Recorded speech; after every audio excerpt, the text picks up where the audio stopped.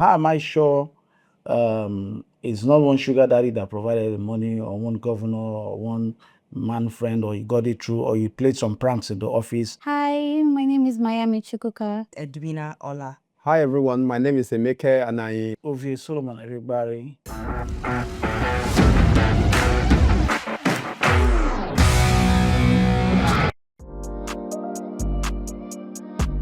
Absolutely, yes. For me, it's a fundamental human right.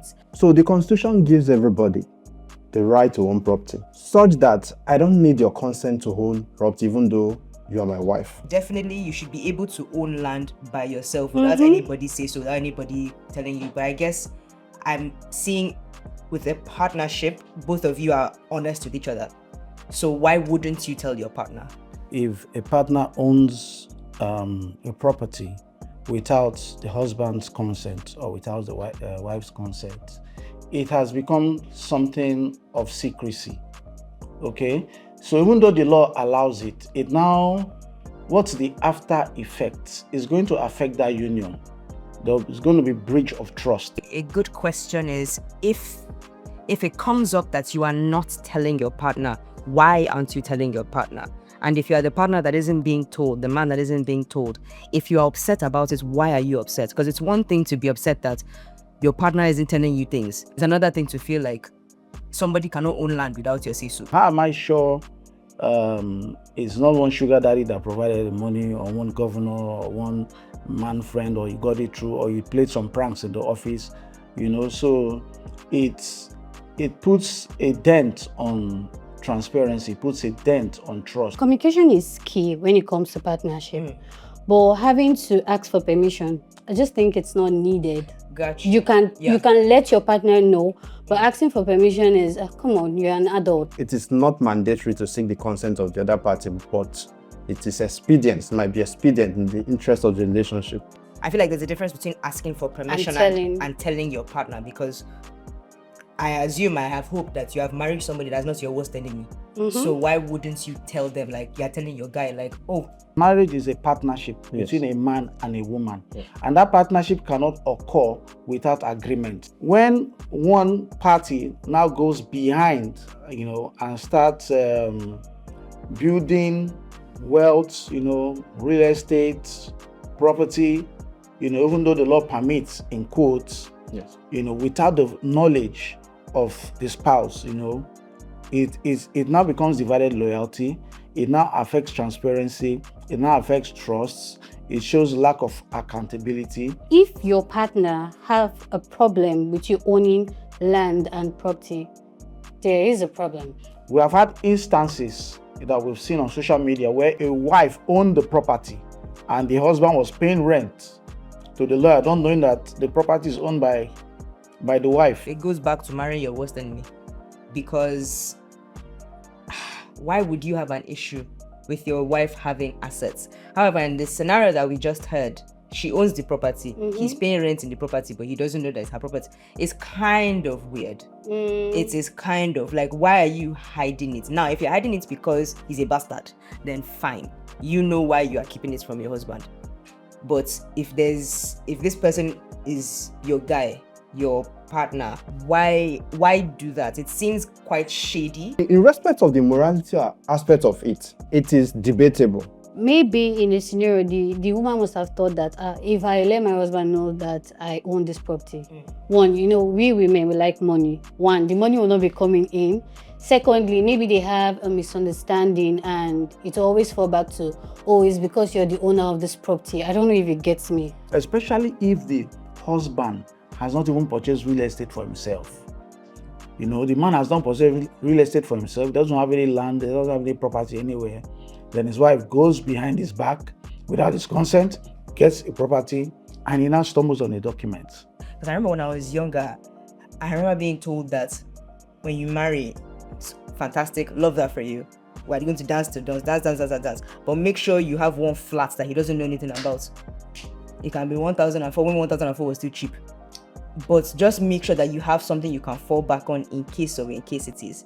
Now, it might be just what's a realistic thing to say. from what people have experienced with a lot of men. Man. It has disadvantage of just going to purchase property without your partner knowing, because life is unpredictable sometimes. You don't know when anybody will go. So if the partner dies, nobody knows where that property is. So that property may never ever be recovered. I would like to tell you everything, but people can move mad. It still boils down to the kind of person you're dealing with. Yeah. Because you can never know a person finish. Yeah. You know, no person finish.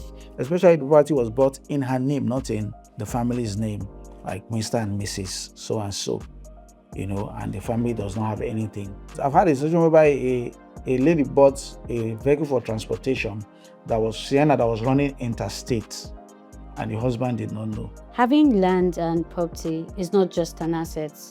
It's an, autonomy, self-government. If me wanting to invest, I'm not doing it for myself, I don't see the reason why I should do it. Why should it be in your name? If she wants to keep it for divorce, then why is she planning for divorce? So something must be wrong with her. I think it's very taboo to talk about in Nigeria about divorce. Like, why would you even bring that into? But it's the same thing when you're entering a car. God forbid you enter accident, but should you still put on? No, when it comes to security, it's not even about you guys getting divorced. It's about security for your future.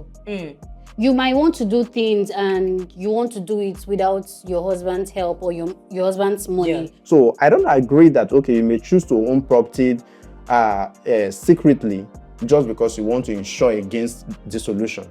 That is because your insurance might not really be necessary, because that same property, at the time you purchase the property with your partner's knowledge, not necessarily with the partner's consent. It's your property. You may choose to purchase the property in your name. If there's dissolution, that property is yours. If you purchase it in your name and your partner did not really play significant role in the acquisition of that property, that is your property. It's not the property of the marriage. You should also be able to have your own assets. You are your own person. Like, I get the whole lovely idea of two become one. That's nice. And I'm assuming it's in quite a few aspects of the marriage, but I feel like it's so important for you, both of you, to remain your own Person. people. Also, again, it's my money. You did not put money inside. His money is your money. But the house is your house, not my house. Not even joint. No. It's also reciprocal, in the sense that if I choose to buy property and I tell you that I tell my wife to say, okay, I just want this property to be in my name, then I should not feel wronged if my wife comes up to me later to say, I want to buy this property and I'm buying it in my own name. So in such situation, you see that there is an understanding. So whichever hand you extend to the other, the same hand that they will extend to you, that is how it operates. Where I was born and brought up, they do give men land, but they don't give women land. Now, I'm this person that I love investment a lot. So I think I was having a conversation with somebody one time, and I was like, to be nice to own land in Lagos with the way rent is going. And the person was like, you're a lady. What if you get married tomorrow? Not what if, you get married tomorrow. And so what will happen? I'm like, excuse you? Because I'm a lady, I shouldn't own properties. I should not have investments. So what will I be doing before I see the husband? You ever heard the one where it's like the babe already owns the land and they're like, she has gotten married now, don't tell him that you own the land. In fact, sell it. Don't let him ever know that you own the house. So that's it. Again, we're coming back to ego.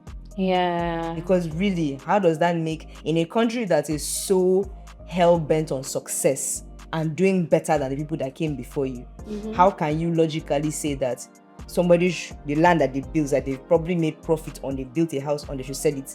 Because all other forms of progress take a back seat to patriarchy and culture and tradition. It's more of communication, because a lot of marriages crumble because of a lack of communication. So it's more hinged on communication than control. Ego will not pay rent. I won't put food on your You table. won't put food on the table. Now, I'm not saying that people's emotions don't matter, and we all have an ego. However, if you flip it around, do you think it is smart to put somebody's ego over your financial stability? I don't think it's so. not. And then if the tables were turned around, I don't think he would want to. Please. do you even have ego as a woman? Should you even have ego? I don't think that the issue of the head of the family in this context will come to play. It does not in any way dethrone the head of family, whether it does not dethrone the man as the head of the family in the context of the religious setting, as it were. So it does not in any way affect that leadership position. As much as I have properties and he has less, but we have an understanding. I don't think what the outsiders say, what society say, has a stand. Economy is not the only reason for marriage. Industry is not the only reason for marriage. So if she's a good companion, if she ticks your boxes, an industrious woman is a plus to the husband. You shouldn't feel threatened by her economic strength or financial strength.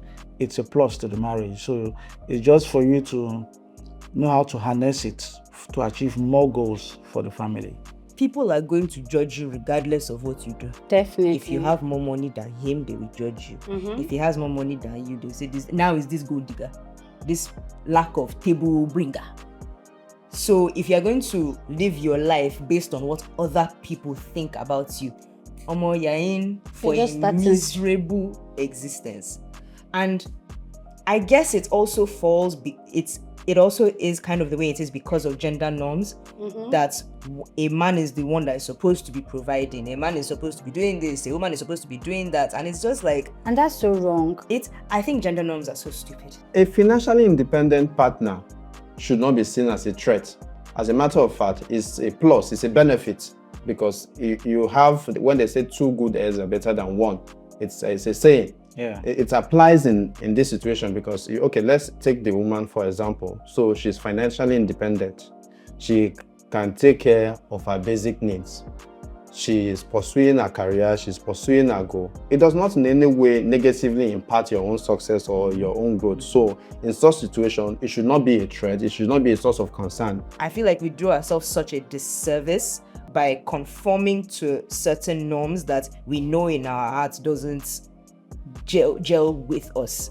Yes, your wife might have more properties than you. As long as you're both communicating, like you said, what is the issue? And I'll never forget that Chimamanda quote where she was like, how do you deal with somebody, a man who is intimidated by you? Yeah. And she says, I would never be attracted to a man who is intimidated by me. We would never even have a future. I'm telling you. So because I don't want to hurt your ego, I shouldn't shine. Of course You not. want to cover my shine. Of course not. Off NEPA. So the common ground is understanding, knowing the peculiarity of your partner and knowing what works best for both of you. I'm a firm believer that patriarchy and misogyny doesn't just affect women, it affects men as well. It puts a lot of pressure on them to act a certain way and be a certain way and do certain things. Live in a certain way. Yeah, and it's like I feel like we need more men to stick up for each other, to talk about these things. It can't just be only women that are talking and I say, oh, this one is a miserable feminist. This one is a miserable, they are married, the online in-laws. The miserable online in-laws. But I feel like, we're not gonna grow if we keep doing things like this.